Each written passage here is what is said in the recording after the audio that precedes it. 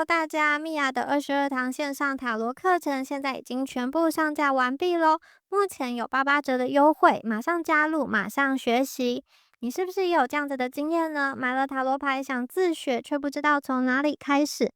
看了很多的影片，翻了很多的书，但是那些专有名词还是搞不懂。每一次解牌呢，都不大有信心，甚至越抽越迷惘，越抽越焦虑。其实呢，你缺的不是天分，而是一套温柔又有系统的学习地图。在课堂中呢，我会一步一步的教你从零开始跟你的塔罗牌建立真正的连结哦。那整套课程呢，分成4个章节。第一章呢，会带你认识塔罗牌的起源，教你挑选专属牌卡，并且如何和塔罗牌建立心灵连结哦。第二章解读塔罗的秘密语言，我们会逐章解析78张牌的牌意，让你轻松掌握大牌、小牌跟宫廷牌的能量和讯息哦。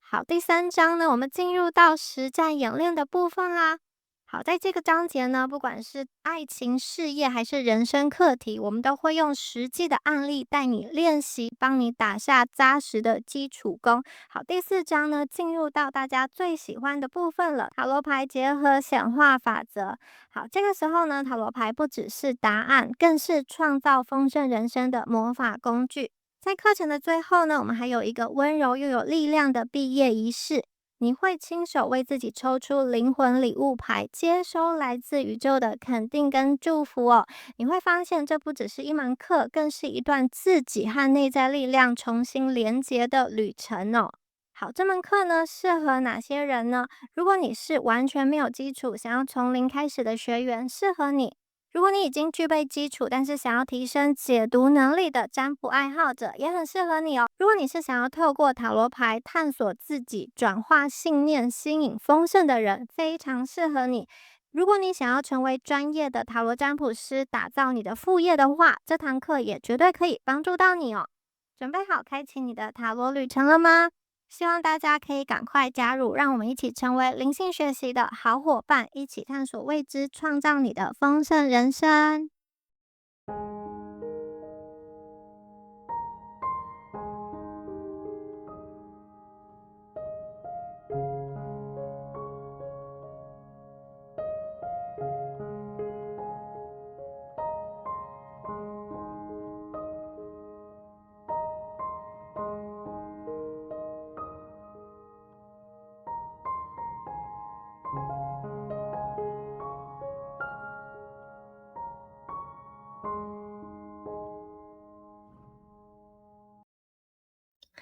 Hello，选到第一组的朋友，大家好，我是米娅。那我们今天呢，要来帮大家看的主题是正义终于来了，你的人生要翻盘了。首先呢，第一组的朋友啊，我觉得你们的牌非常的美，然后它有一种很孤单的感觉哦。这张牌是 Illumination， 然后它的能量很沉重，虽然表面上看起来风平浪静，但其实呢，背后的这些天气的变化，隐隐的透露出你们现在心头有很烦恼，或者说很担忧的一个事情哦，好像在某一个期限之前呢，你担心它会到来，或是会有什么事情是让你一直提心吊胆的。然后我觉得这组的朋友啊，其实你们很聪明，你们并不是傻，你们并不是看不懂，很多的事情你早就已经知道了，很多的事情你是明白的，你知道谁对你不好，什么事情在消耗你，或是谁根本就没有把你当一回事情。你们其实知道了那么多，但是表面上还是选择一种平静，给人一种平静感，就是选择看起来没有事情。也就是说，我觉得这是一个表面平静的一个假象，其实你们内心很痛，有的时候甚至你会痛到怀疑人生，或是你觉得这段时间非常的混乱。有些朋友很想要离开，但是却不知道该怎么走。有些朋友你是睡不着的，就算是晚上你也是非常的清醒，你觉得很无力，你觉得心很累，但好像说出来也没有用。有些朋友你们好像被骗得很深，或是被欺负、被忽略、被踩在别人的脚底下的这样子的状态很久很久了。好，你们经历了某一种可能莫名其妙被针对的一个状态，明明这是一个不对等、不公平的状态，可是身边的人却假装没有看见，甚至有些朋友，你们面临的是对方会反过来检讨你。那这张牌出现呢，它其实是一个照明的能量，它其实是一个真相的审判。那一些在背后搞小动作或是煽动别人去伤害你、排挤你的人，他们营造出来的谎言，他们觉得永远不会被拆穿，但现在呢，会因为某一件事情、某一个邮件或是某一个意外、某一个关键的证人出现，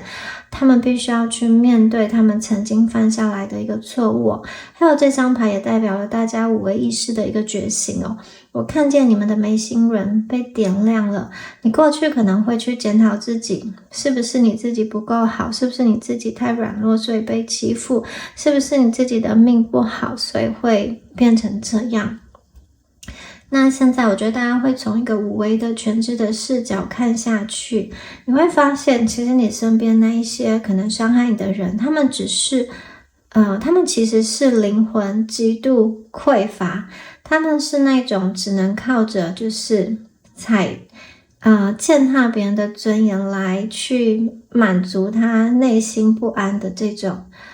跳梁的小丑。所以其实他们是很卑微的一个状态哦。当你看清楚了这个真相之后啊，他们对你的伤害就会失去了能量的来源。这一组的朋友，你们不会再受骗了，因为你们看清楚真相，你们能够去选择不被他们丢过来的情绪跟言语所伤害。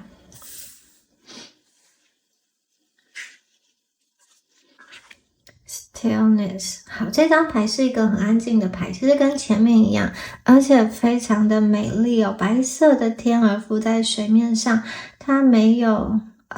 什么样子的好像痛苦的感觉，它看起来非常的优雅，但其实天鹅在水面下的脚一直在滑。也就是说，我觉得这一组朋友，你们试图营造出一个我可以，我很稳的一个状态，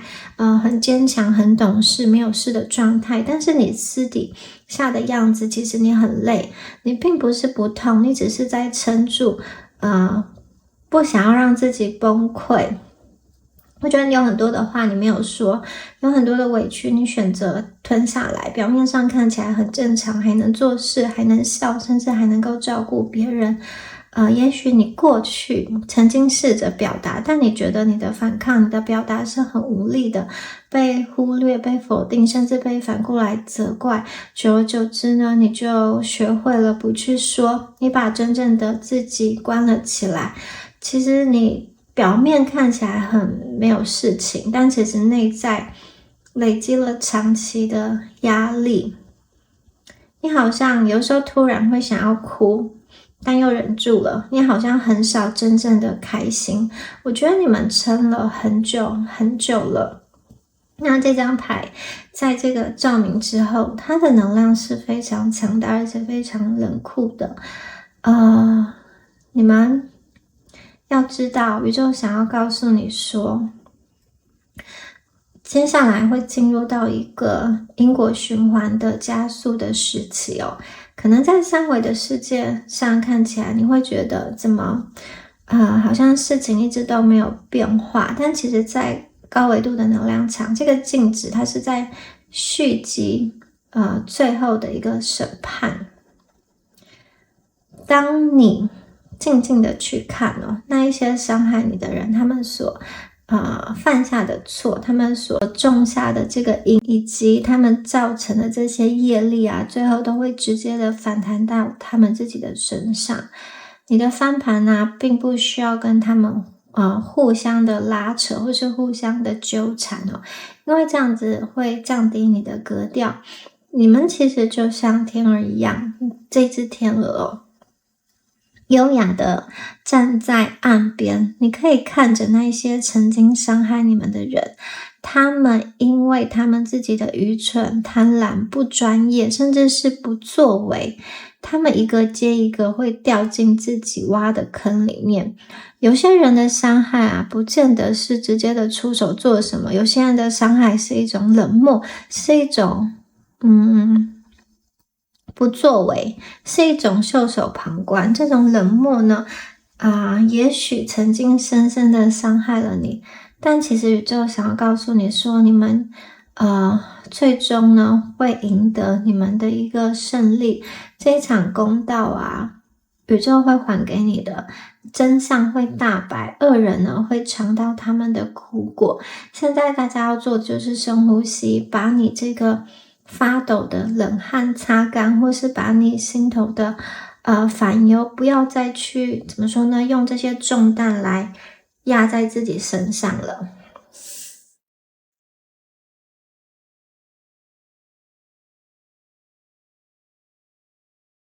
Mastered， 好，这张牌是芥末。我们看到它这张牌画的是一个圣杯，这张牌啊，它是一个被托起来的能量哦。好，这边有一个很纯净、很温柔的白色的能量，好，从圣杯上冒出来，它是自己浮上来的。这一组的朋友，我想跟你说，你不需要再努力让别人看见你了，因为你的价值本来就存在。你过去可能待在了一个错的场域中，你把你的好给了不会珍惜的人，你把你的努力用在不会回应你的地方，所以你才会觉得是不是我不够好，是不是我哪里有问题？其实不是哦，不是你不够好，是你在错的地方发光。这张牌啊，很明显的，它对应的是心轮。心轮代表爱、价值跟接受，也就是说，你过去的状态是你的心轮过度的付出，但是没有接收，你一直给，但是没有人真的回应你。久而久之，你可能会开始把自己关掉、关起来，甚至不大相信你会被爱。但是现在不一样了，大家的心轮即将被重新打开。因为你开始愿意去承认你本来就值得，这是一个很大的转变。你不需要把自己的价值建立在其他人的认同上，你会开始有界限。有些人会离开你，但同时有些对的人会慢慢的靠近。这整个过程就是能量在重新排序。而且宇宙要跟你传达一个很重要的讯息是，你以前失去的并不是真的失去，它只是暂时离开。当时的你可能在一个不对的位置上，但是现在的你的位置，你的能量在调整了。这个代表什么？代表说该回来的会用更好的方式回来。它可能是机会，可能是钱，可能是人，他们会回来，而且他们不会再用一个让你委屈的方式出现。也就是说，这一组的朋友，你们终于要回到你原本的高度，这个是大家翻盘真正的一个开始哦。好，下一张牌是鹤Crane。好，这张牌这张牌很轻很自由哦，大家可以看一下，一群鹤在飞，不同的颜色，金色、白色、灰色、黑色。它们没有一只鹤是失去方向的，它们没有一只鹤是犹豫的，没有一只鹤在回头的。这一组的朋友我觉得你们有的时候其实不是不知道，而是你太心软，太重感情，或是有些地方你就是不甘心，所以你可能过去会想要抓着一个人去讨答案，抓着一个结果，抓着一个关系，或者抓着一个什么不放，但是越抓可能越累。在五维的世界中宇宙想要告诉你，当你越放松，真正属于你的才会留下来。这个就是臣服的真正的意思。当你太用力的把全部的情绪、期待跟价值都绑在一个人或是一件事情上，这样的能量它是不流动的。宇宙要帮大家翻盘，首先有个前提就是你的能量要动。那要怎么动呢？并不是更努力，而是你愿意松开，你会开始去放手，而不是每一件事情每一个流程都紧紧的好像控制住。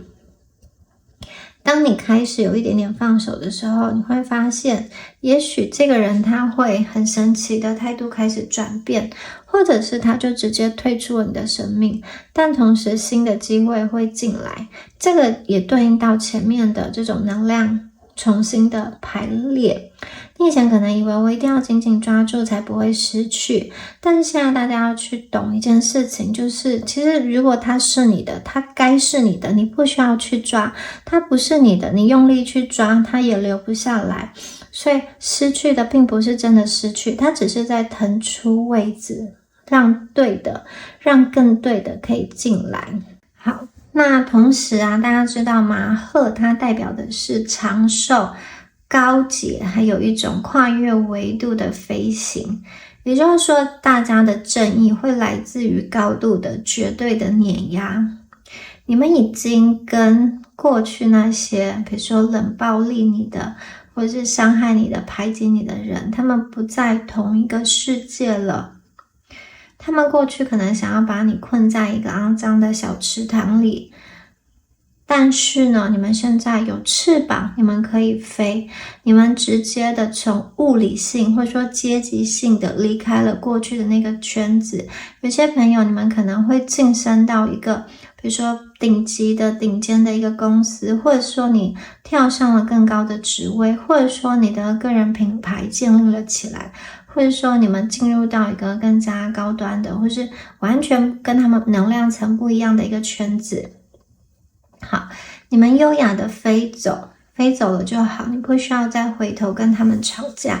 那这张牌强烈的连接到的是大家的一个心轮哦。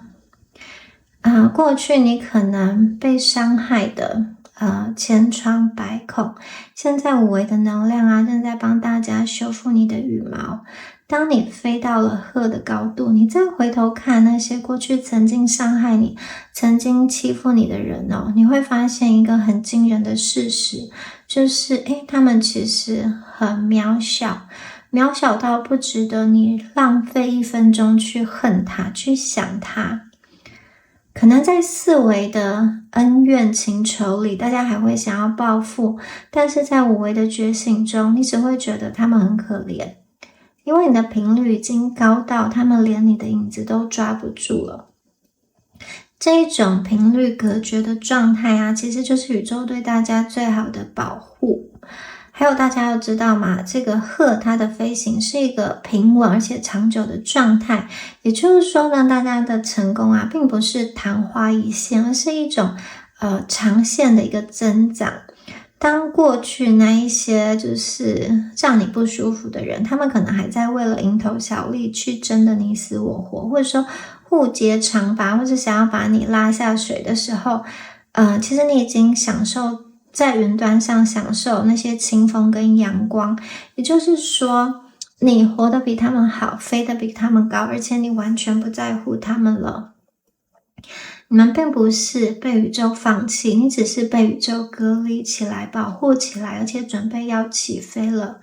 那些人为什么要聚在一起欺负你、伤害你？是因为他们潜意识里知道你跟他们不一样，你骨子里其实是流着鹤的血液，那他们只能在池塘里，他们永远都飞不起来，所以他们不想要让你飞。但是现在大家，你们终究会回归你们原本的一个位置。过去啊，你可能觉得你的能量被这些伤害你的人吸干了，或是你长期以来在很疲惫的去应付他们的要求，你可能有时候会自我怀疑或者是畏缩。但是现在5维的能量正在灌入大家的体内哦，它会把你过去心中的这些不甘心跟愤怒转化成创造力，也就是说大家你们会看见自己的神圣性。原本可能卡住你的财务的困境，或者职场不公的一个环境啊，都会因为你能量的提升瞬间的消散。你们现在要做的事情是建立你的实力跟创造你自己的世界。你在现实世界中的努力会迎来惊人的回报，也就是说这个回报会让当初嘲笑你的人，现在可能只能看着你的背影，追不上你，或者说你完全的跟他们隔绝开来了，你已经到达了一个他们没有办法到达的一个高度。大家可能过去有些人把你就是像种子一样，他们把你埋在土里，他想要让你永远不见天日，但是他忘了其实你们会发芽的，你的花期到了，那他们的业力也尽了，也就是说他们要去接他们之前曾经犯下的错，这些东西会回到他们的身上。好，我们接下来看到这张牌，它是依兰。这张牌它是一张没有攻击性的牌，它是一张给人很温暖的一个感觉哦。这张牌其实是代表大家正在把自己的力量回收哦。以前的你可能很容易把注意力放在别人的身上，他为什么要这样对我？他怎么想我？我要怎么做才会被爱？我觉得现在你们心里慢慢的开始有了一个很不一样的声音哦，就是你会先观察自己，那我呢？这个转变一开始可能很小，但它非常的关键，因为它会把你的焦点从外面收回来，重新的放到自己的身上。你过去的心受伤了，现在要进行修复，而且因为这个伤它并不是一次性的伤害，你们内心的伤是真的长期以来好几年好几十年被累积起来的一个像我觉得是蛮大的一个伤口，被忽略，被比较，有些人被不公平的对待，被当作理所当然，或者是被怎么说呢，重男轻女或者是被怎么样家族家庭中的一个好像轻视或是不谅解。因为过去这些状况，你其实有一点不敢相信你自己是可以好好的被对待的，甚至你会有一种习惯是先委屈自己来换取这个状况或是关系的稳定，但是现在你们不用再这样子活了。我看见你们会拒绝你自己不舒服的事情，不用再过度的解释自己，开始选择让自己开心的东西，跟那些会消耗你的人，让你累的人，慢慢的拉开距离。这件事情看起来很小，但它就是你们爱自己的一个真正的开始。当你开始有了界限，你的人际、你的感情、你的财运都会跟着改变，因为你们不再是那个可以被大家随意消耗的人，你们有价值、有自信、有选择、有底线，而且你会有一个很深的领悟，是真正对的人、对的机会，它是不会一直让你委屈的。当你回到自己之后，你会开始吸引到一个完全不一样的关系，在这样子的关系中，不需要你讨好，不需要你证明，也不需要你一个人好像独自的去撑起所有的一个大局，这样子的关系是非常舒服的，非常自然的。所以我看见大家你们会开始真心的去爱自己，你们会活过来，而且还会绽放，很美丽的绽放，让那些人都自惭形秽。所以我觉得你的魅力跟资源都在快速的一个提升哦。你们的翻盘是一种全方位的一个发光哦，不管是外在的打扮、气场，或者说在你的专业领域上，你都会展现出你的一个自信。你会过得很好，你会过得很滋润。可能他们原本想要预设的是想要看你哭，或者说看你颓废，看你一蹶不振，但其实你不是。他们会怎么说呢？很惊讶，因为他看到的是一个充满魅力，然后过得非常好的你们。你们不再是受害者咯，你们是显化者。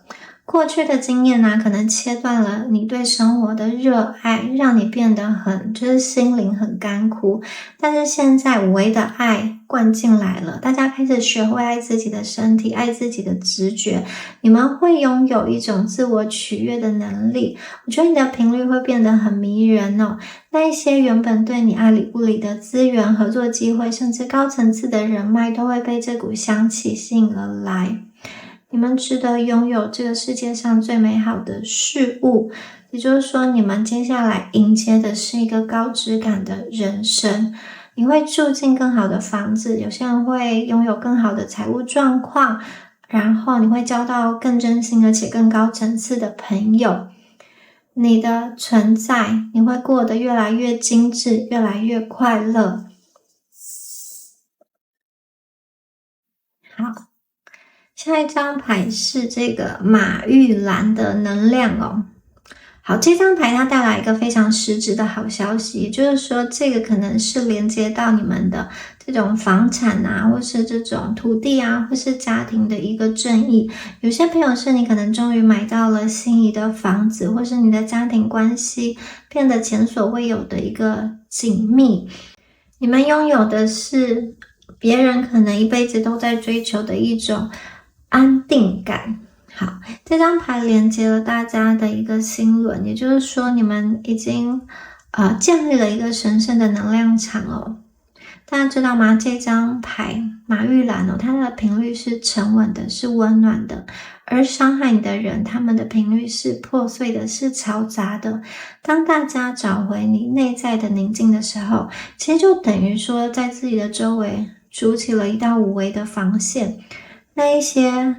不好的人，他的流言蜚语，或者说他们的这种不好的手段，其实再也没有办法干扰到你了。你们已经强大到不受外界评价的干扰，而且你就是你这个世界的国王跟女王。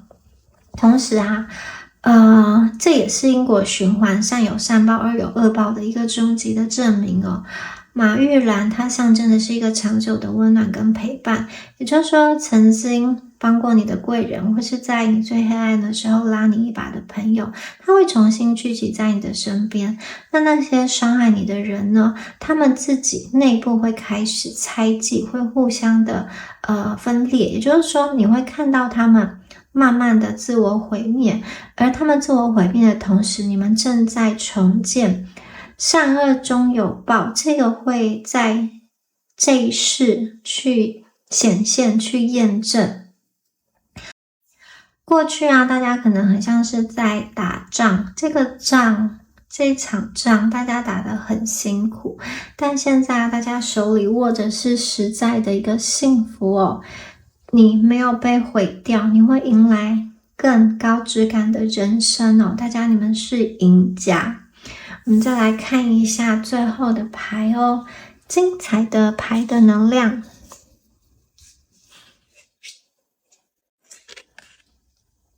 好的，这张牌是鸽子的能量哦。你们像鸽子一样，前面是天鹅，现在是鸽子，你们像鸽子一样保持一种冷静跟优雅。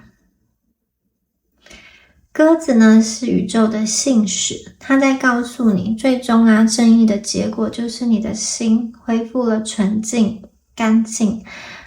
你过去被污蔑、被泼脏水的那些委屈，现在都被宇宙的爱洗干净了。你的高我也想要拉你一把，不用再跟这些人纠缠了。你们现在要进入一个无毒的能量场。那一些充满恶意的言语或者过去的事情他们没有办法伤害你，因为你身上是有一个防水布的，这些脏的水没有办法泼到你身上，是完全进不来的。好，下一张牌这张牌是狐狸跟野兔的能量哦。大家以为你们是温柔的兔子，其实你们是非常有生存智慧的一个狐狸哦。过去你可能表现得很像无害的野兔，所以被别人当作猎物，但是呢，在这一场正义的翻盘中，你内心的狐狸能量觉醒了，你们学会了策略性的自我保护，你们开始懂得隐藏你的实力，懂得在关键的时候反将一军，就是说你们会迎来一种战略的逆袭。那一些想要算计你的人，他本来以为比如说给你布下了陷阱，但却发现其实你们非常的灵活，反而是他们自己掉进了自己挖的陷阱里。你可以在这个情势中游刃有余反而是那一些想要伤害你的人，反而他们不知道该怎么做，甚至是他们会自食恶果，因为你们并不是那个非常好拿捏的小透明，不是他们以为好欺负的很柔软的这种像兔子一样可以被当成猎物的能量你们的善良现在长出了獠牙，你的平静有了护城河，你们拥有狐狸一般的机敏。所以现在大家你们是掌握全局的猎人，但他们是不是猎物呢？对你来说，他们可能连猎物都称不上。好，再来看一下。哇，这张牌一出现事情很明显这只兔子它现在正在跳动的野兔，大家你们前面经历过停滞，经历过压抑，现在是一个转换期，这个转换期会来得很快，也就是说这个时间线切换会来得很快。当你的频率改变之后，你就会进入新的现实的版本，大家接下来可能会拥有来自金钱方面的好消息，工作、钱财、合作或是投资上的一个好消息，或是卡了很久的事情突然有进展，也有可能是有人突然联络你带来了转机，或是你做了一个关键的决定，然后整个人生的方向改变了。当你的内在累积到一定的程度之后呢，你的外在就会瞬间改变，所以机会来临的时候千万不要犹豫你就是跳，因为这个行动跳跃的野兔，它是会带领你离开旧的人生的，它会带领你跳出这个火坑。你们不需要再纠结于过去的伤痕，你把这个伤痕化成是你弹跳的一个动力，凌空一跃，量子的跳跃，不管它是一个怎样充满毒素的环境，或是让你窒息的旧的模式，你们接下来要跳级脱困了。好，你会站在一个更高更远的山头，跟过去的那些旧的能量告别。好，我们来看一下最后一张牌。这张牌是很温柔它是友善的这个鹿大家你们不是一个人的，这张牌一出来我就知道会有人来帮你而且这个人他是一个很温柔的能量，你不需要防备，这种关系是不会让你心累的关系，它代表的是一种很安全的连结。大家过去的情感或是人际可能多多少少都存在一种压力，你要配合，你要懂事，或是你要做很多很多的事情。但是这一次不一样了，这段关系它是会让你轻松的。好，这张牌它代表的是灵魂共振，当你的频率提升，就会吸引到同频的人，这个人可能是你的贵人，帮你找机会、找资源，或者是你的伴侣，让你好好的被爱、被对待，或是真正支持你的朋友。大家你们在这样子的关系中，彼此是愿意靠近的，它是一个安全的依附的关系，它是一个健康的连接，你可以在这段关系中放松，你可以做你自己，而且还可以被喜欢。也许有些朋友一开始会很不习惯，但这确确实实就是大家翻盘后的一个世界。你们现在真命天子、真命天女，还有你的命定的贵人来了，你的身边会进行一场人际的洗牌，他可能是赏识你的伯乐，或者说真正挺你的战友，或者是说可以跟大家共度余生的这种温柔的灵魂伴侣。你们不需要再回到一个那种充满暴力或是戾气的这种环境当中哦。你们现在是要被这个世界温柔以待的。当你进入到这张牌的能量之后，你会发现原来人际关系是可以这么的清爽，这么的就是互相依靠，互相帮助，不需要勾心斗角。你们之所以可以连接到这张牌，是因为你们是靠振动频率来吸引别人的。你的频率太美了，太高了，所以你们也会吸引到相同频率的人。就像这张牌一样，你们正在森林里跟鹿群优雅的散步。所以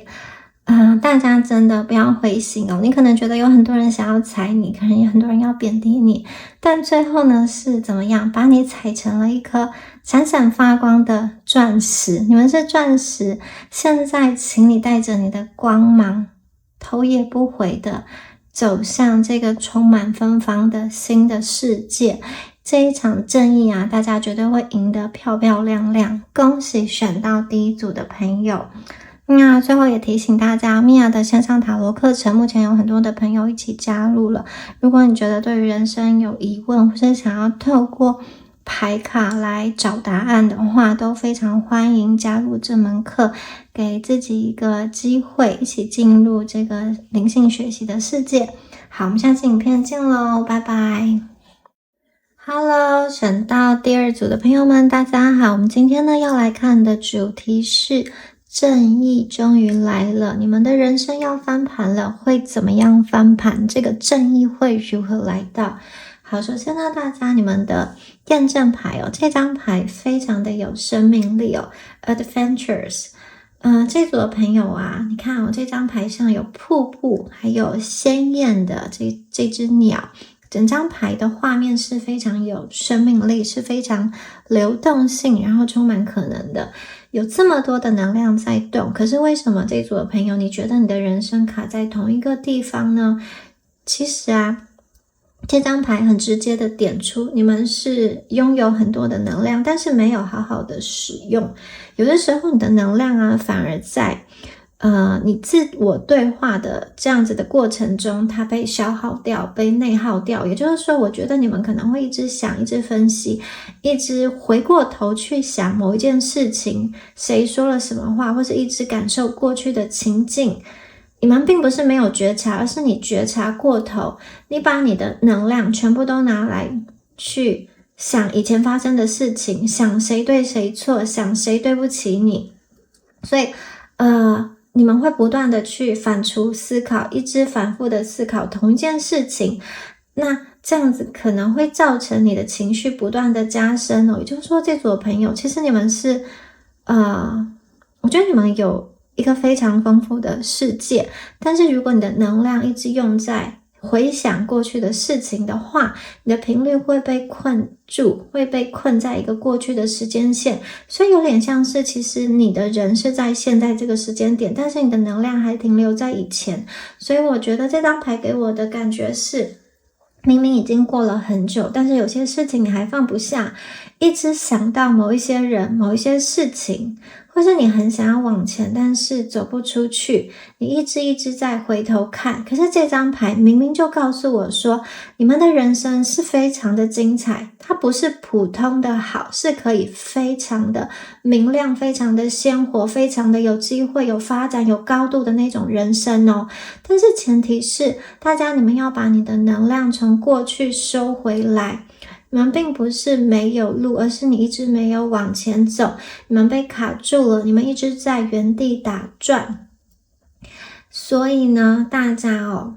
你去想一想，你是不是花很多时间在思考，在分析，然后把所有的精气神都在好像去思考一些已经腐烂的，或者说已经过了很久的一个故事，被困在某一种受害者情节里面。这一组的朋友啊，宇宙想要告诉你，要看见你的未来有多美好，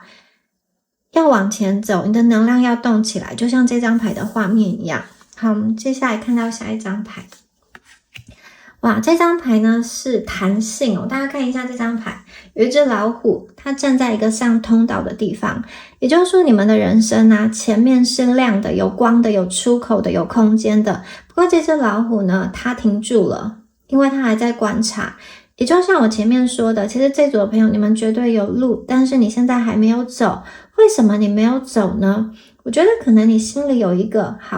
应该要怎么样才是公平的版本，他应该要道歉，这件事情应该要被还原，是我的，应该要还给我，或者是说他们要弥补那个错误，这样子我才可以放下。好，你觉得你心里有一个事情应该是怎么样才正确的版本，所以你被卡住了。你觉得如果你就这样子放手，你很不甘心，所以你在等什么？有些朋友你可能在等一个结果，在等一个交代，在等一个应该要发生的正义。所以我觉得这张牌很直接的在讲一件事情，就是你现在卡住的是你心中的某一个执念，你很想要去执着某一种应该，因此可能会让你失去了调整的能力。其实你的频率啊卡在三维的控制的这个层面，三维的逻辑是说事情要照我想的发生，我才会觉得舒服，我才会觉得安全。但是真正的转换是我们要进入更高维的意识，允许事情不是我想的那样，但是我还是可以往前哦。好，这个是自由，你们现在并不是没有出口，你们只是站在门口，但是你却一直回头看过去那一扇已经关掉的门。其实宇宙已经在你的前面为你开了一条新的路，只是这条路你可能没有看见，你一直回去看过去的那条路，或者是你觉得这一条眼前的路并不符合你期待的那个版本。宇宙想要告诉你说，当你愿意松开那个一定要怎么样才公平的想法，你会发现你的人生是非常多可能性，非常有弹性的。然后你的路，你眼前的路其实是非常多、非常灵活的，所以大家可以看一看宇宙为你准备的路。好，我们来看一下下面的牌。下面的牌，哇，这张牌的能量，我必须说它是一个很深、很沉重的能量哦。这张牌叫写实。大家看一下，有个女生哦，她整个人是缩起来的，然后好像非常悲伤的在哭。这张牌的这个氛围是有点阴暗的，有乌鸦，有月亮，有一种说不出来的压抑。这个女生她闭上眼睛，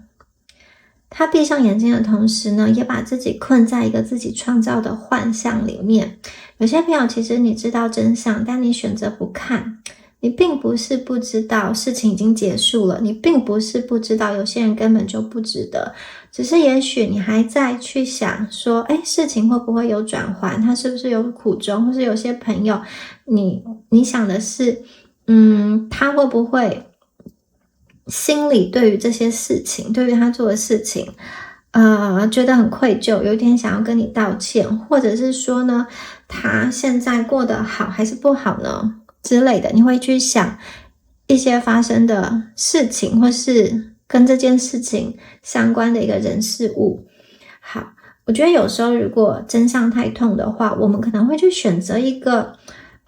我们比较好接受的一个版本，但是这个版本是不是真的呢？其实你不确定。也就是说，我看到你们活在两个世界中，一个是你知道的这个现实，另外一个是你自己希望的版本。那你们的能量被卡在中间，所以我觉得这张牌对应的是心轮跟第三眼的失衡。其实大家的直觉，你的第三眼早就知道答案了，但是你的情感的心轮不愿意接受，所以你就在内耗。你也可能一边的清醒，一边又让自己不断的反复的去回想，所以你的这个想法让你很累。但是这张牌的出现，它其实是一个转机哦，因为当你愿意开始看见，哪怕是一点点的真相，你的能量就会开始回来。你不用一次就去看见，或是去揭露全部，因为它很伤，它很痛。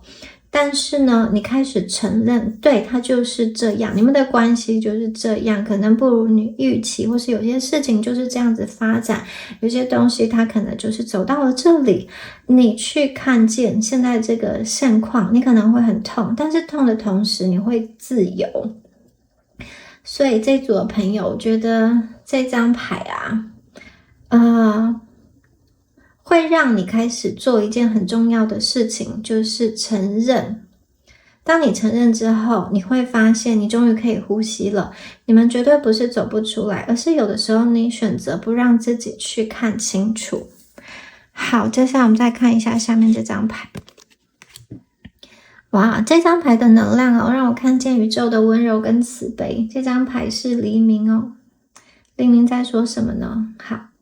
黎明在说，好，前面这张牌是你们捂着眼睛不想看，现实太痛了，我不想要面对。当黎明这张牌想要告诉你说，当你睁开眼睛，你会发现新的时间线正式开启。这张牌的画面是宁静的，而且充满神圣感的。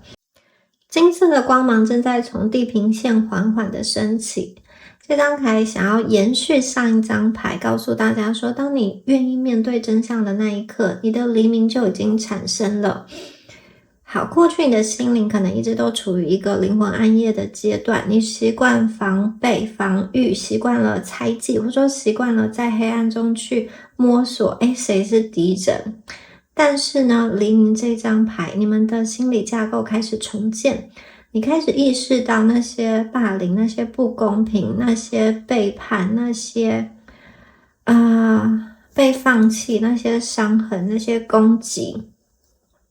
都已经是上一集的这个剧本的事情了，以前的事情了。黎明带来的是一种新的可能性，你开始看见除了痛苦之外的其他的选项。大家，你们不再是那个在黑夜里发抖的人，你是迎接朝阳的人。好，这张牌对应的是大家的顶轮五维意识的降临。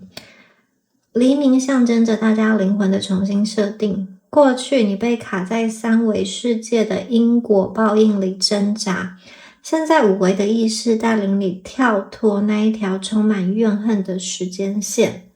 这一道金色的光其实就是宇宙在为你洗涤那些残留的负能量。当大家对齐了黎明的频率你会发现那些曾经让你夜不能寐的这些小人、这些恶意、这些伤害、这些批评在晨光白天的阳光之下会显得非常的微不足道，甚至有点滑稽，有点可笑。现实层面的正义也会降临它会以一种新生的姿态出现。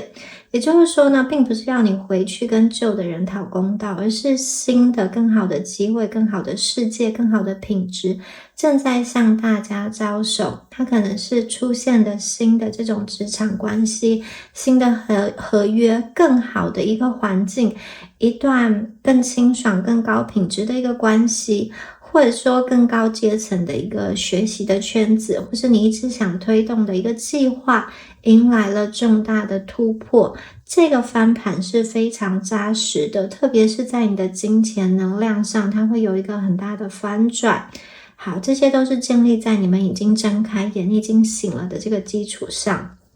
黑夜已经再也遮不住大家了，所以现在大家可以去感受一下黎明的到来，去感受一下照在你脸庞上这种第一道光芒跟第一道温暖。你们不会再被情绪拖着走了。过去你可能是一有感觉就会回到过去，看到什么被触发就会陷到回忆里。但是现在呢，我觉得你们会开始抽离，就是你会看着你的情绪，而不是变成你的情绪本身。你可以选择看见你的情绪，而不是被它所淹没。也就是说，你会从三维走向四维的一个转换，这个转换会直接的改变你的人生，因为大家接下来要迎接在进入五维的意识，所以中间会经过这一层转换。当情绪来临之前，你会先看见它，但你不见得要马上相信它。慢慢的你会发现以前很强的情绪它开始变弱了，或是以前卡住的地方开始松动了，因为你不再喂养这个情绪，你不再喂养某一种受害者情节，你不再喂养某一个其实你也不喜欢的一个状态。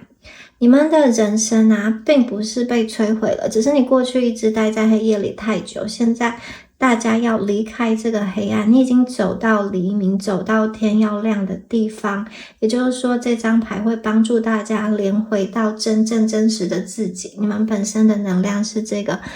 第一开头就说鲜活的，非常有机会的，明亮的，生动的，充满可能性，高品质的一个能量。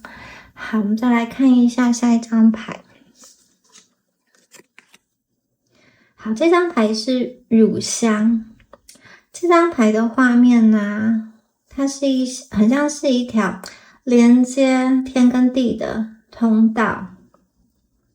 这一组的朋友啊，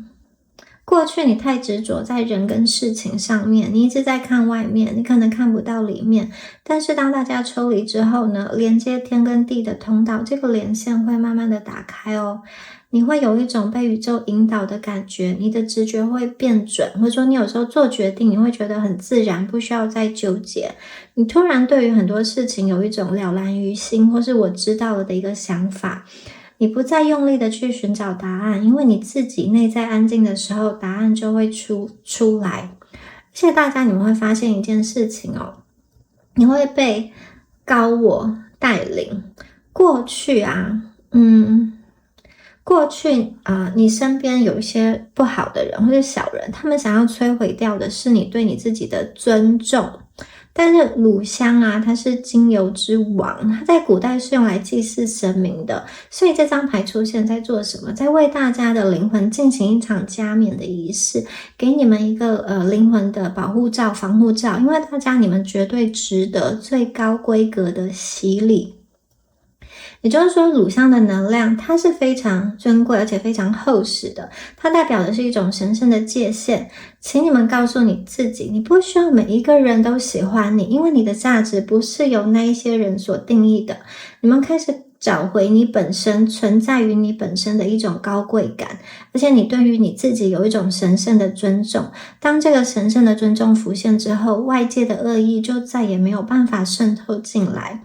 同时啊，乳香也连接大家的顶轮跟第三眼哦，它可以帮助你稳定你的五维的意识。也就是说，我觉得翻盘之后的第二组朋友哦，你们会学会像祭司一样守护自己的能量。这是一场能量排毒的运动，把那些不属于你的委屈、愤怒跟自我怀疑，通通都化为一缕青烟散去。大家你们现在是受到宇宙所护持的，你的正义的到来，就是你将来会比任何人都活得更加的清澈，更加的神圣，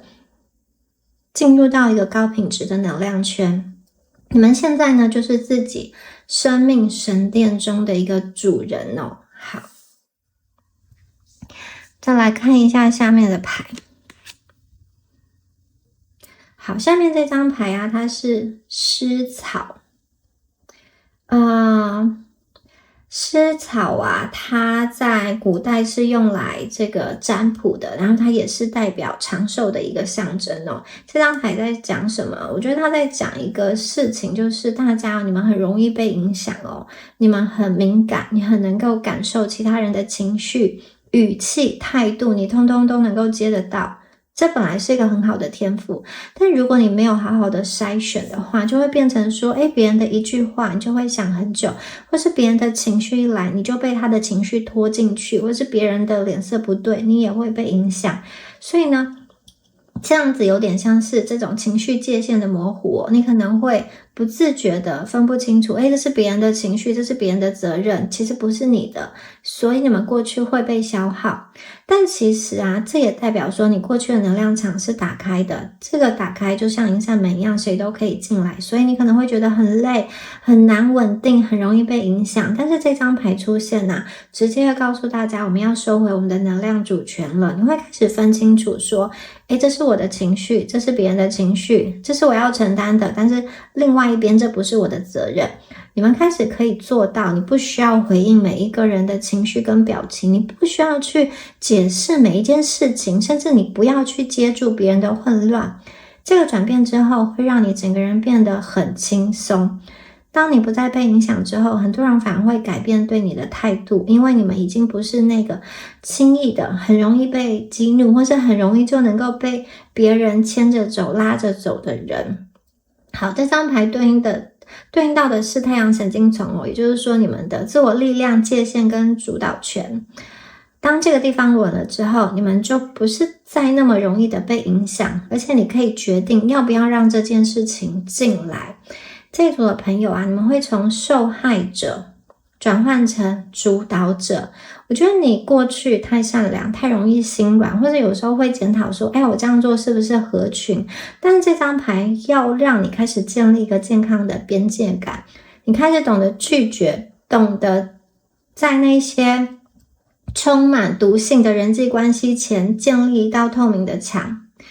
也就是说，你学会了不再给那些人伤害你的权限，他们就没有办法，就是你不给他这个权限，他其实说什么话做什么事情都不会影响到你，他们拿你一点办法也没有。同时这张牌啊也在修复大家的以太能量刚刚说过这张牌连接到是大家的太阳神经丛嘛。我觉得过去啊那些伤害你的人就是霸凌你的人，对你不公平的人，他在你的能量场上戳了很多的洞，让你不断的流失自信。好，现在这张牌它在帮你止血，它像是一层金色的薄膜覆盖在你的气场周围，在五维的意识中，这个叫做频率的一个庇护当你的能量修补好之后，那些低频的一个嘲讽啊、嫉妒啊或是冷暴力，他们就找不到共鸣点，所以它直接就会从你身边划开。那具体的展现在大家的生活中，你可能会发现原本让你觉得非常心烦意乱的这种勾心斗角的情况，当你的气场改变之后，其实你是不被影响的，你能够淡然处之，甚至你会离开这个让你不舒服的环境。有的朋友你则是，如果你没有动的话，你身边这些人他们也会动，他会离开，就是让你不舒服的这种情境，它会自动的一个退下，你们不会再被牵动了。所以大家你们要记住，你的善良必须长出锋芒，也就是说你周围的这一道透明的墙，它并不是为了关注你，而是为了让那些并不配得的人，让他们不能够再进去你的神殿里面。好，再来看一下下面的牌。这张牌是阿卡西之流。这张牌很明显的告诉我说，这是一个很真实的故事有些东西它其实是已经写好的，你们的人生不是随机的，很多事情它有一个更高的脉络在运作。这个就是所谓的阿卡西记录，它是一个记录灵魂经验跟轨迹的地方。你们为什么能够拿到这张牌？因为你已经开始对齐你原本的道路了。好，过去你执着不该执着的人，纠结不该停留的事，去证明不需要证明的价值，所以你会觉得很努力，但很累，或是很用力，不一定有结果。但是现在不一样了，大家开始顺流，你不再重播过去，不再执着于对错，不再让别人影响你，你们回到顺流的状态，事情会开始自己发生，你可能会遇到刚刚好出现的机会，刚好联络你的人，或是一条刚好打开的路，你会觉得怎么那么巧？但它其实不是巧，而是你终于回到你自己的轨道上。也就是说呢，你们现在不是去控制人生，而是与你的人生合作，你不再用力的去抓，但是该来的自己就会来。这也对应到心流的一个状态，也就是说，当你内外一致的时候，你的行动自然会非常的有效，而且非常的顺畅。所以旧的情绪、旧的执念不再卡住你了，我看见本来属于你的那条路很自然的就会展开，你们会顺应灵魂的潮汐，拿回你属于你命中注定的一个丰盛。宇宙并没有忘记你因为阿卡西记录储存了大家所有的努力跟善良。当大家愿意放下那个不甘心的故事的版本之后，你自然而然就会自动接轨到这一条充满奇迹的河流。宇宙会把你应得的以另外一种方式双倍的还给你。同时这张牌啊，也让大家跳脱了匮乏的一个幻象，因为它代表的是五维意识的扩张哦。在五维的流动里，没有什么是真的能够被夺走的。当大家不再执着于旧的纠纷，宇宙就会送来一整座新的森林的果实，这个就是阿卡西之流的到来。也就是说，大家会看见实际的翻盘，本来卡住的资源、金钱，或是你关注的一些机会，现在会以一种不费力的方式跳到大家面前。因为你的频率对了，所以属于你的丰盛流回来了。也就是说，这组朋友，请你放松你的身体，让宇宙这个大潮流把你再往那个本来就属于你发光的一个丰盛的地方。好，接下来呢，来看一下最后的2张牌。好，第一张牌啊，是一个女人哦，她站在狼的身上。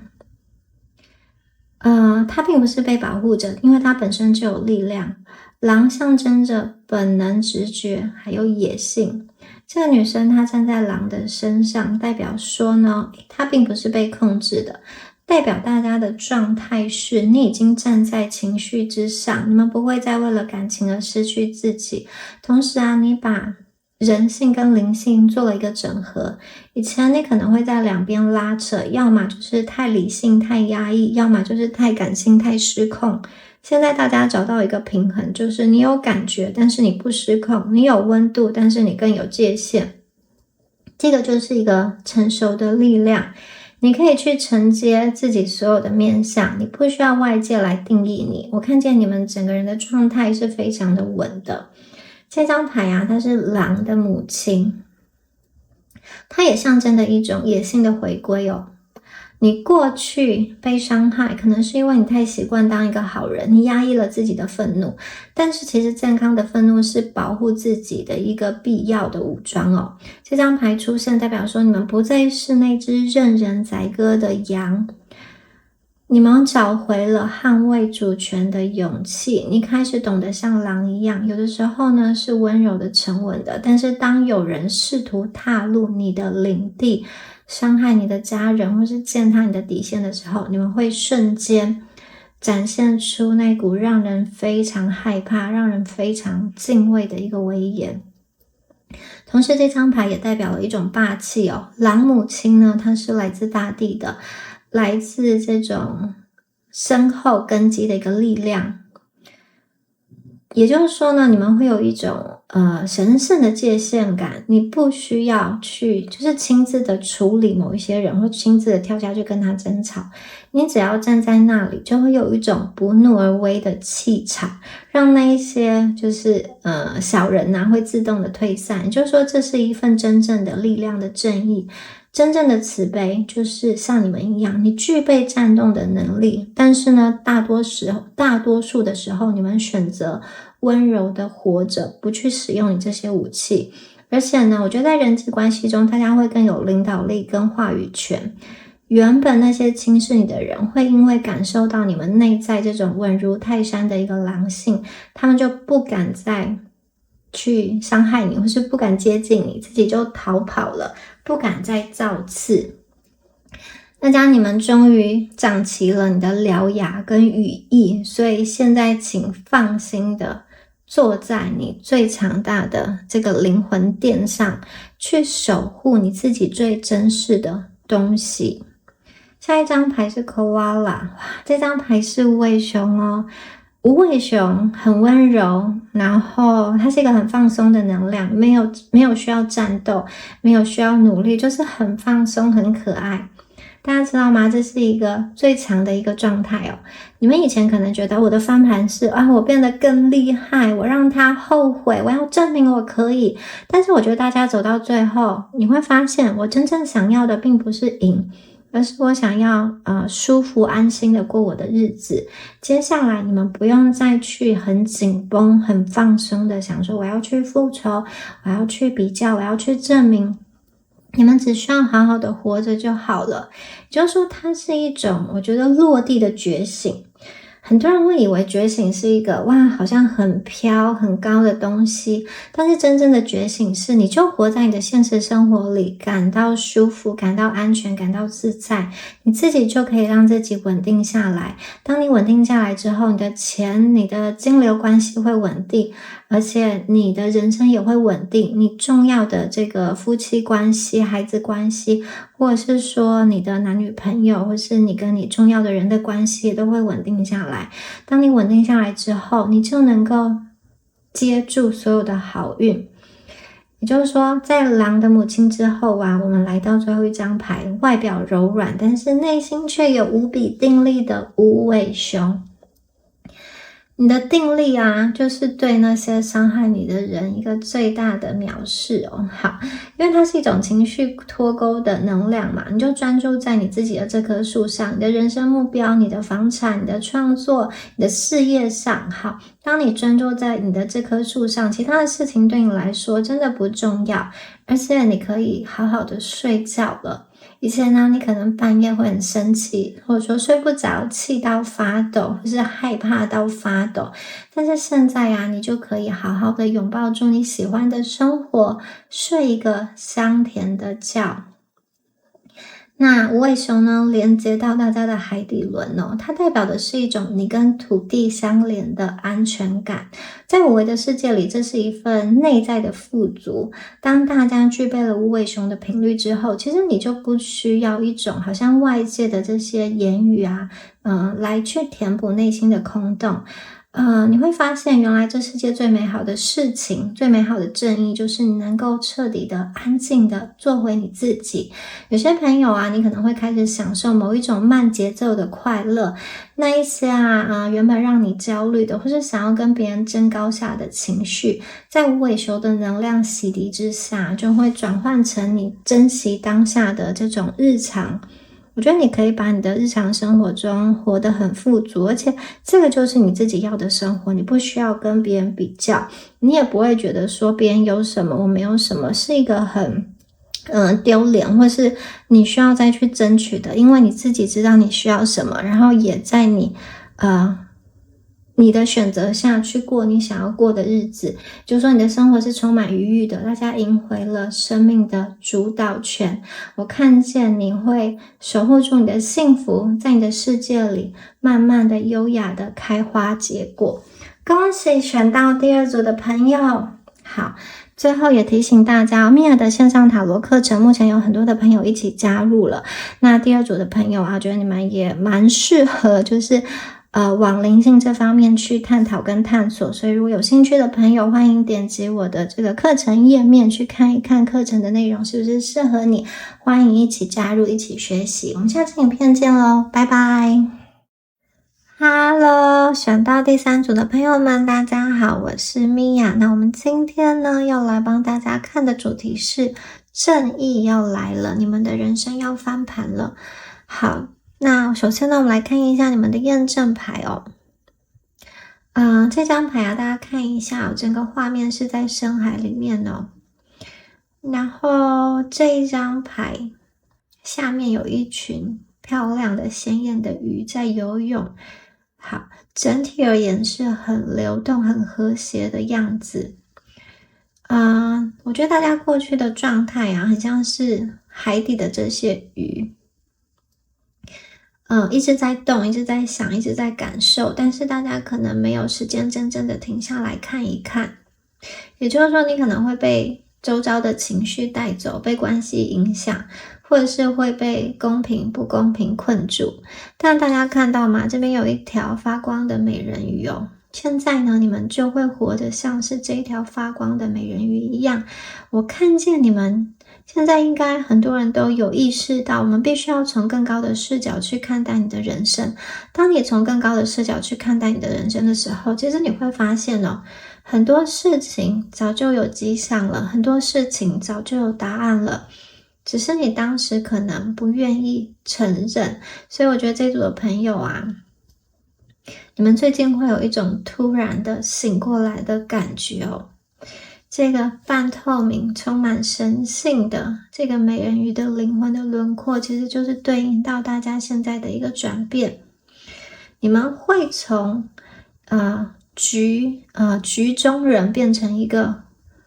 观察者，就是你本来是困在这个局面的人，现在你跳脱出来变成观察者。过去大家可能会为了某个人的言语，这个冷言冷语、酸言酸语难过很久，或者说为了工作环境，为了某一个状态下的这个不公平，学习的环境的不公平感到很愤怒。但现在呢，大家进入到一个超然的观察的状态，你们很像是这一条美人鱼在高处俯瞰着这一切。你们看到了那些人，他们的恶意是多么的廉价。你也看见了这整个运作的模式是什么。当你看懂了这个模式之后，你就不会再被这个模式所控制。也就是说，当你看穿的那一刻，其实他们就再也伤害不了你了。这张牌同时对应到的是第三眼的一个彻底的开启。也就是说，大家你们现在的频率真的已经提升到一个可以识破幻象的高度了。这张牌的水代表情绪，鱼呢，这些鱼群代表潜意识的一个讯息，发光的美人鱼代表觉知。也就是说呢，现在大家正在从情绪的海里浮上来，并且再有一份觉知。你们的这个正义它并不是你要去争辩所迎来的，而是当你的智慧开启之后呢，我觉得原本困扰你的这些小人你突然明白，就是他们做的事情其实有一点可笑，或者是说有一点可悲。你不会再问他们为什么要这样对我，你现在想的事情是你要把生命花在更美的地方。也就是说，智慧呢，这张牌是智慧，智慧就是你的正义。你不会再把你的能量给予那些破人破事，就是你会把你的能量收回来。你不会因为就是执着在某一些破人破事，失去了你自己的一个核心。所以有些朋友你会有一种清醒感，会觉得原来有些人本来就是这样，我可能以前就是太执着了。那你们现在真的清醒了，清醒的时候才能够真正的翻篇。甚至有些朋友，你看见那一些伤害你的人接下来的下场，你会开始觉得早知如此何必当初呢？我觉得有点像是冷眼旁观，看着他们去迎来他们的一个自食恶果的结局。Taking risk， 好，这张牌是冒险。好，这张牌的画面感很强橘红色的能量。有一只鹰呢，从高处飞过来，下面是巨大的峡谷，是崖壁。这个画面非常的有张力因为这只老鹰是没有退路的。大家看一下它的翅膀是打开的，它不害怕，它选择冒险，选择去飞。这张牌的橘红色代表行动力，代表勇气。金色的能量代表价值、成功跟机会。也就是说，机会已经出现了，但很可能这个机会它是在某一种不确定的状况里，你需要去冒险。你可能知道你面前有一条更好的路，有一个你想要做的选择，有一个你想要开启的一个新的方向。所以呢，你知道眼前有路，但是这个路隐含着一些未知，所以你需要去冒险。老鹰呢，在这个高耸入云的这个峡谷上盘旋，然后远方有这种燃烧火焰一般的夕阳。也就是说，我看见这组的朋友，其实你们某一种方面的心底已经下定决心，想要离开某一个原本让你感觉到安全，但其实一直在消耗你的环境。过去你可能是不敢动的，你可能会觉得跳脱出去的世界会不会更加的危险？但这张牌显示其实你内在的这个野心跟想要跳出去的这个生命力已经压不住了。你开始意识到，好，我留在原地才是最大的一个冒险，卡在这里跟跳出去，你们会选择跳脱出去。你们会去转换改变你的身份，然后你会去迎接你的成功。一旦你成功了，其实你就再也回不去原本那个看起来是安全或是看起来是习惯但其实不自由的一个状态。也就是说，这是一张五维意识层面的一个跳跃，它是一个换轨，你的生命换了轨道，你们正在从一条充满受害者意识的一个旧的时间线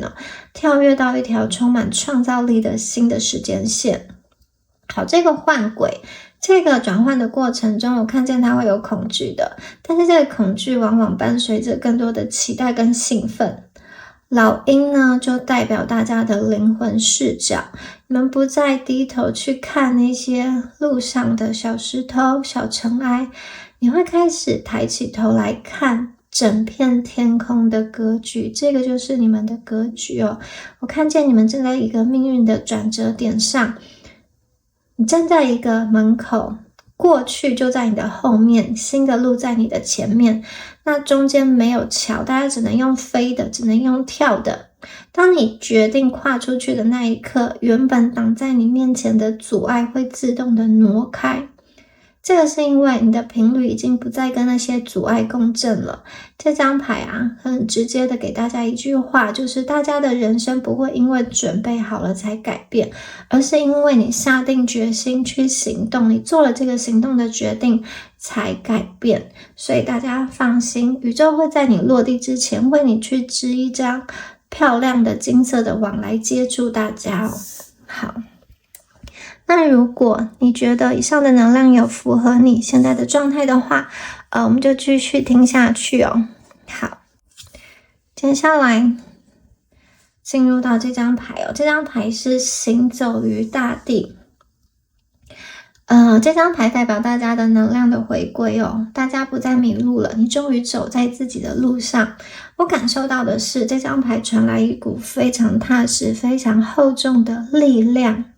整张牌它有一种柔柔的这种米白色的这种朦胧的雾面的感觉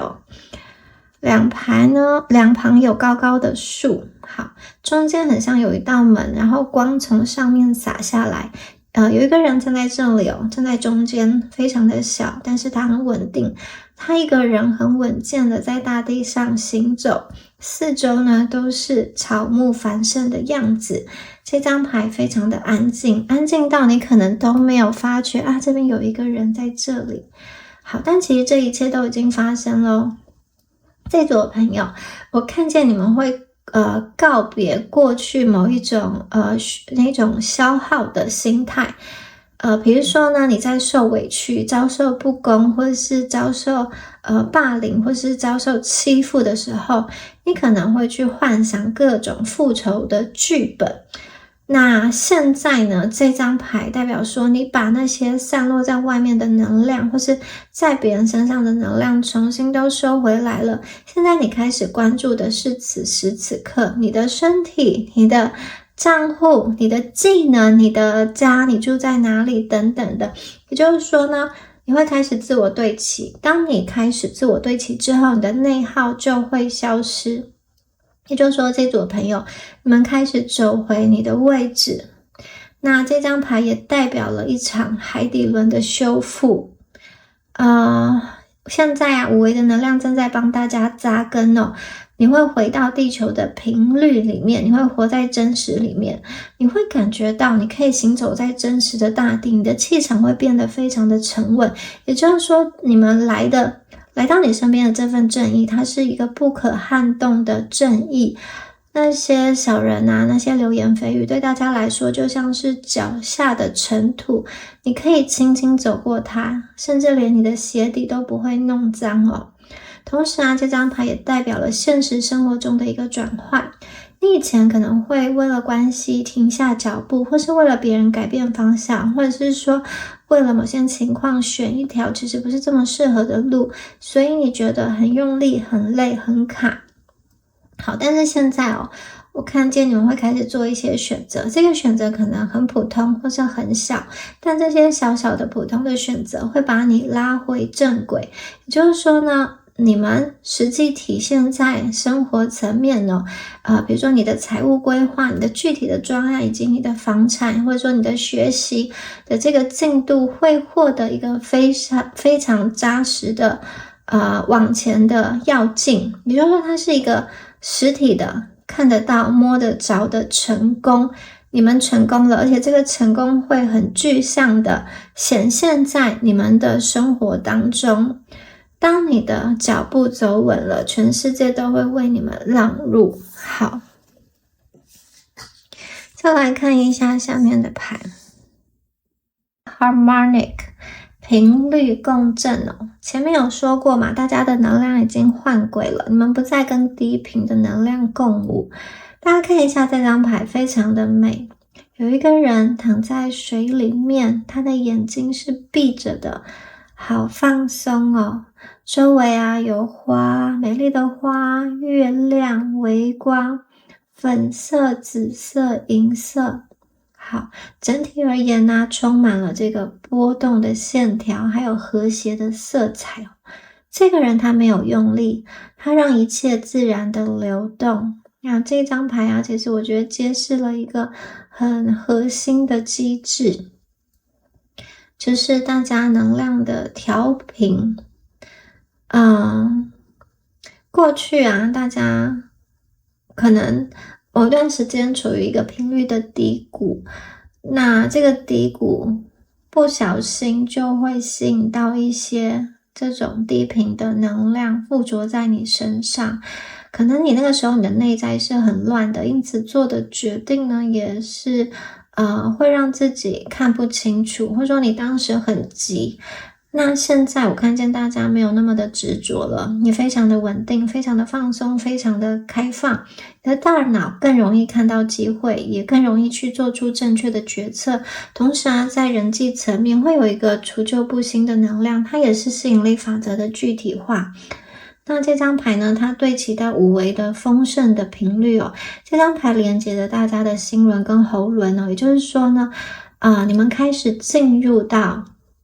允许的状态。允许是什么？你会允许好事进来你的生命，允许你自己被善待，允许人生其实可以轻松一点。所以这是一场灵魂的校准。当大家的内在和谐了，外在的这些混乱就再也进不来。也就是说，这一组的朋友，你会感觉到你的人生翻盘很像是一个人生自动翻页的感觉。因为当你的频率调高之后，旧的世界就崩塌了，取而代之的是一个全新的和谐的人际圈跟机会。同时我看见大家整个人的气色、生活状态都会变得越来越好，也会吸引到高品质的贵人。你会遇到刚刚好的人，刚刚好的机会，就是这么好的时间点，你会觉得很神奇这个很神奇，其实是大家自己吸引而来的，因为你终于不再阻挡自己变好。我看见你们很放松，很开放，你想要的东西自然而然的就会来到你的生命中。好，接下来呢，我们来看一下2张精油能量牌好，第一张牌是佛手柑。好，这张牌很明显就是大家你们的能量要开始发光咯，我们要开始吸引排山倒海的丰盛。你们的能量会从收缩变成扩张，因为这张牌它是非常有力的一个贵人跟财富牌。过去你们可能因为长期的就是处于低频的状态，因此你的心理上会有一种缩小感，就是你会有一个防御的模式，你不敢表现，或是害怕太张扬会被盯上，所以你可能状态是一种比较小心翼翼的，很怕做错的，怕被讨厌，或是容易内耗的状态，就是你过去可能是一个比较缩小的内缩的一个状态。但是佛手柑它正在帮你改变这一切。佛手柑呢，它是一个很有用的一个抗忧郁的一个药剂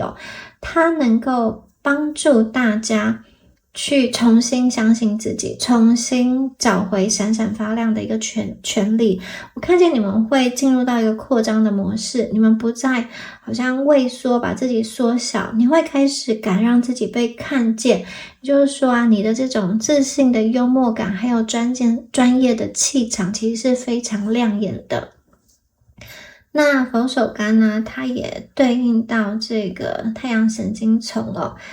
对应到太阳神经丛的一个点亮，就是你的自信跟行动。同时呢，你的心轮也会去打开。当这个太阳神经丛跟心轮一起打开之后啊，就会发生一件事情哦，很大的一个翻转，人们会开始注意到你，机会也会开始靠近你，就是说你变得闪闪发亮了，你变得耀眼了，你现在就像是一颗行走的太阳，你整个人的能量都提升起来了。原本你卡住的这个财运，或者说你一直关注的一个可能是土地啊、房产啊，或是投资的机会，或是你想要的这件事情，都会因为你的高频吸引力而自动的向你靠近。这个并不是求来的，而是同频共振而来的。所以我看见你们的翻盘啊，它真的是一个光彩夺目的能量哦。那一些呢，可能本来是想要欺负你，想要看你落魄的人，现在呢，只能看着你步步高升。而且这种高升感，它是一种轻松的，让他们望尘莫及，就是你很轻松的在进行你们的升级，然后他可能那些小人可能在背后就是看着你，但是又追不上的那一种无奈的感觉。所以我看见你们会笑得很灿烂，而那些小人他可能就只能在阴影阴暗的角落里面慢慢的腐烂。好，接下来是天竺葵哦。天竺葵它是一个情绪的平衡木，它是情绪的修补师。这张牌的能量非常的柔和，然后也是一个很平衡的能量哦。它并没有这种很强烈的情绪。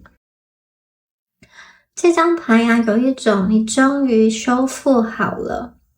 就是说你真的放下了某一些怨恨哦。这个放下并不是嘴巴说说而已，而是你真的得到了一个深度的安定，不再被影响。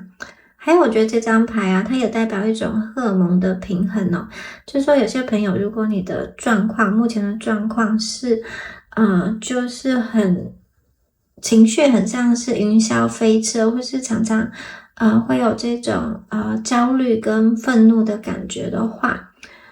这张牌会帮助你把这些剧烈的波动慢慢的温柔的抚平。它是一种平静的正义。你会发现其实你想到某一些人某一些事情是没有感觉，也不会再痛了，有些东西呢就会自然而然的放掉。可能你原本提到某一个人的名字，你就会心跳加速，就会手发抖。现在呢，你完全就是听到它也不会有任何的感觉哦。或者说你可能看到某一个东西，经过某一个地方，心里不自觉的就会觉得胸口很闷，很有压力，因为那里可能有让你感觉到创伤的一个记忆。但是现在呢，宇宙已经帮你修补完成了，你们不再受过去的事件所影响。这张牌也在喂养大家的心轮哦。我看见最大的翻盘是，其实你们依然有爱人的能力，而且你们现在深爱着此时此刻的你自己。天竺葵的绿叶跟粉红色的花朵，它象征着是一种阴阳平衡的能量，也就是说你的心轮真正达成了一个平衡，你不再过度的付出，也不会再封闭自己。所以我觉得你们会到达一个很成熟的状态哦，不会是很偏激，就是不会因为受过伤就愤世嫉俗。我看见大家的心态是很柔软，但是非常的有韧性哦。这个是大家人生翻篇之后最大的一个护身符。那在现实生活当中我觉得人际关系慢慢的会变得很和谐，你会遇到那种懂得疼惜你、懂得你价值的新的伙伴、新的伴侣。也就是说你们在日常生活中就可以感觉到，你是可以被温柔以待的，就是你不需要充满防备的去对抗。你不需要害怕会不会有这种粗暴的人进入到你的生命中，然后对你做一些不好的事情。我看见过去那一颗千疮百孔的心，现在都透过这个天竺葵的花香，一点一点的把它缝补起来哦。大家，你们是完整的，而且完整的比以前更加的迷人。好，我们进入到最后的2张牌哦。好，这2张牌非常非常的不得了哦。大家知道吗？第一张牌叫自我崇敬，就是请你把自己请回这个高位，站回你的一个位置。这张牌很美，很庄严哦。有一个神采奕奕的女生，她在看着镜中的自己，然后这个身材是多么的婀娜多姿。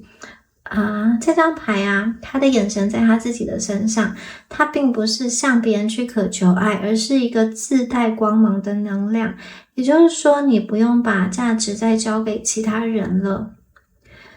过去可能有一些人对你说了一些话，一些恶意的话，你不自觉的听进去了，你内化了，你可能开始讨厌自己的一些地方，但是现在你明白了，你们本身就有价值，你不需要证明，不需要比较，不需要谁来认可。以前可能你会依赖别人怎么看待你，你的工作，或者说你的一个身体，你的一个外貌，你的年龄，或者说你的一个情绪的状态，你的这个资产什么的，有形的这些东西来看这个人有没有价值。好，但是现在你们开始去建立你的内在价值哦。当内在价值建立起来之后，你不会再去问说为什么这个人不喜欢我。你现在的态度是不喜欢我的人，或者说我不喜欢的人就不配出现在我的世界。也就是说呢，这个正义是大家夺回了定义你自己的权利，你开始被选择，而不是被选择。这张牌在五维的能量中，它代表神我合一。你会发现，原来过去那个一直受苦、一直挣扎的你自己，其实你们拥有一颗不生不灭的钻石的心。也就是说，翻盘的真相是，大家会开始认真的对待自己的身体，认真对待自己的心理，把自己当成神这样子一样供养。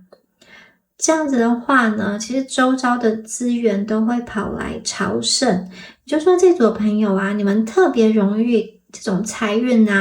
这个金钱的机会突然的翻转，突然的好转变好，一大笔的金钱就落到你身边，因为你的气场已经转变成值得被最好最高规格的对待。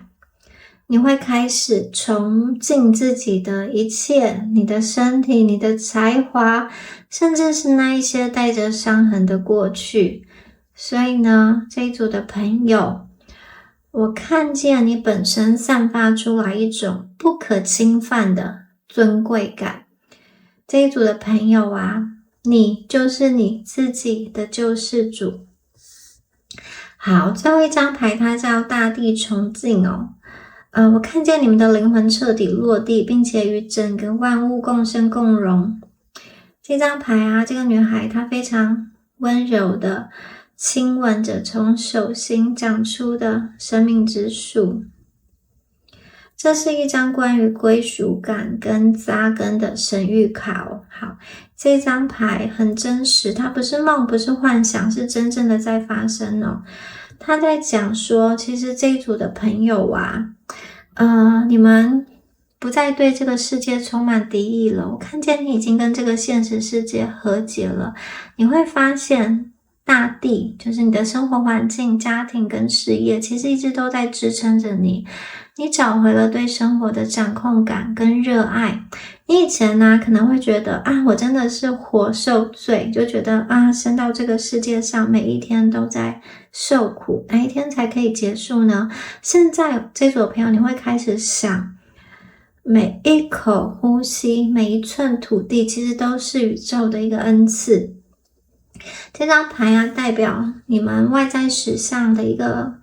丰盛的显化要来了。